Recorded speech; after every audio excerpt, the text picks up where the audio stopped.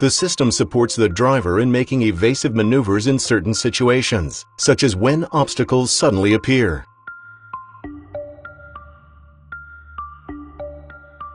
Sensors monitor the area around the vehicle and identify clearance suitable for evasion. A camera close to the interior mirror monitors the area in front of the vehicle.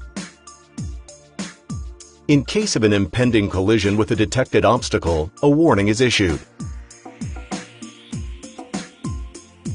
When there is an increased risk of collision, an acute warning is issued with a warning tone.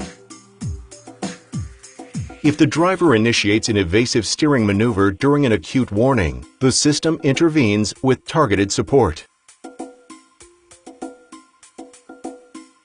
The system steers the vehicle safely into the clearance it has identified around the vehicle. The driver continues to be responsible for monitoring the vehicle surroundings and traffic situation.